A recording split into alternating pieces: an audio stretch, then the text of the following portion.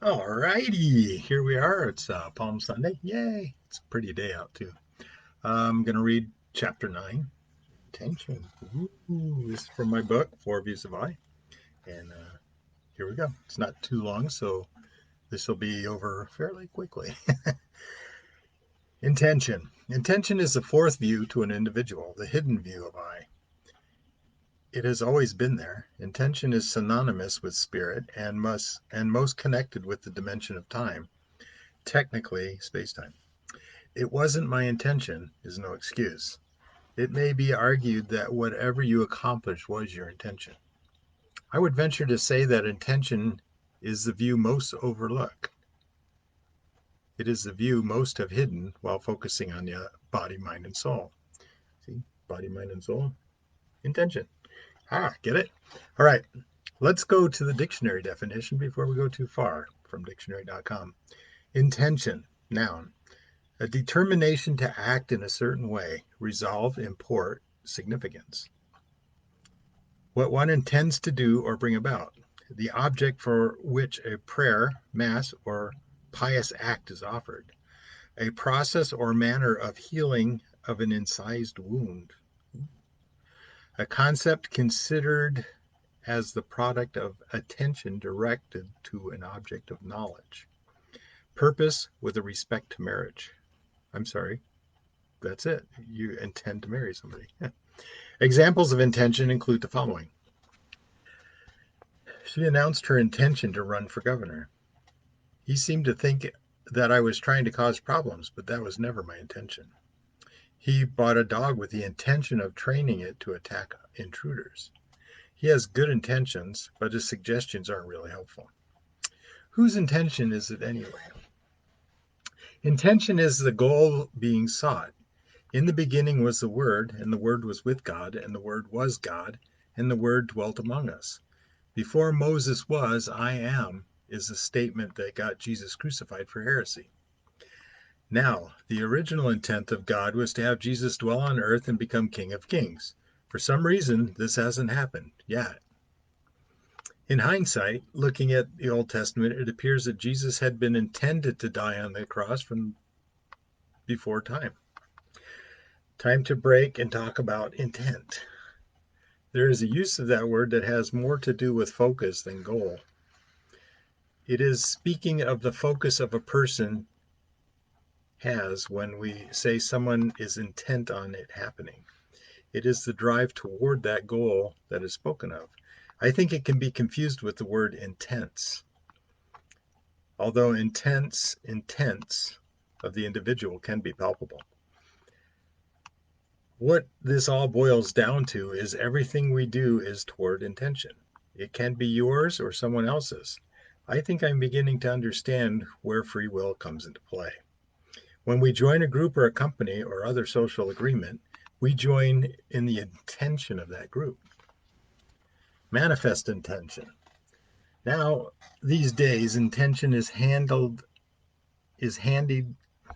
Let me start this one again. Now, these days, intention is bandied about as an incantation for manifestation of anything. It is a new age mumbo jumbo marketing term that is very effective in fleecing the herd. Well, that is what it seems like to the cynical. I am most reminded of the teaching of televangelists to cast your bread upon the water, meaning to give them your money. They are telling you to trust in God to provide while they trust in you to provide to them. Don't get me started. See, the teaching going around right now is that the universe is abundant. There is more than enough to go around. See, the universe creates what it needs. You are the universe, and so you can create what you need. That sounds fabulous. Here's where I have problems with those teaching that. They market their wares by creating scarcity and urgency. I am going down a hole now. You know what? My intention doesn't matter. Intention comes from the one source. Even the Bible tells us this. The best thing you can do is get in alignment with one source. How can we get in alignment with one source? Service to self or service to others. You must make your choice. Center of the universe. It is only through intention that you can connect to the one source. But you need to do but you do need to use the other three views to focus the connection towards the 0 point. It is your thoughts that make the universe you live in. Your view of the universe is directed through the lens of your four views.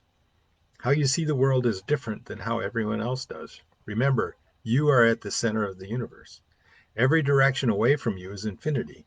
Every direction within you is infinity. You are at the center of infinity. The others.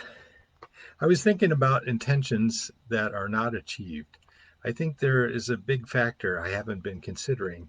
There are other eyes out there with different, some with ill intent. As with any standing wave, a wave of the opposite polarity will cancel it out. Let's look at how noise cancellation headphones work. These headphones have a microphone that samples the ambient noise. It reproduces that frequency and then flips the wave 180 degrees. But then it adds it to your audio. These waves meet up in the noise from the outside, and those two cancel each other out. This was a eureka moment for me. I was out of sync with the other people I worked for at Applied Medical.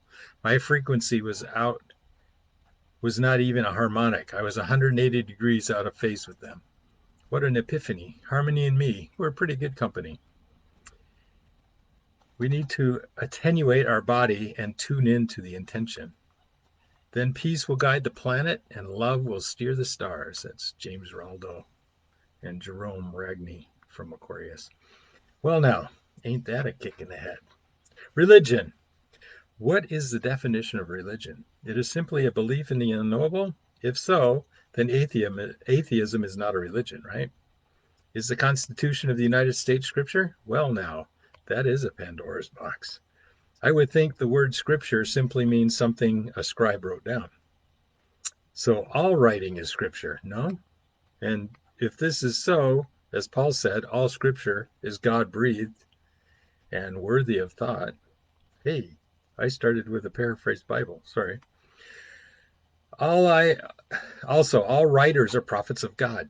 Writing things down is more permanent than verbal storytelling.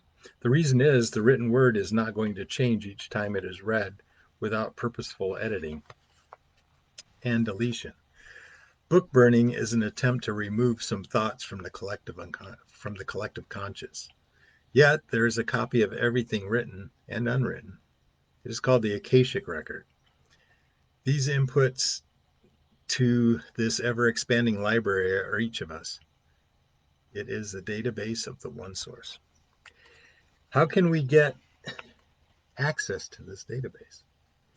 What is the search engine we can utilize for retrieving information? We must all have access since we're all attached to it. Deep inside is the answer. We need to go inward toward the one source. The Akashic Record is on the way, or perhaps it is the one source. I want to apply for a library card to the Akashic Record. Where do I sign up?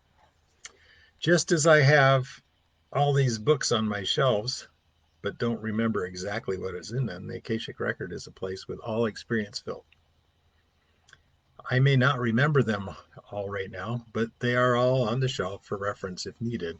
I still think we need to activate our pineal gland to regain access to the all in all, the one source, the origin. I can set my attention as I see fit. I must remember that there are other intentions out there that may cancel my intentions out, but there are others that may amplify my intention. So I suppose this chapter must conclude with the questioning your motives. Oh, the gift that God would give to see ourselves as others see us.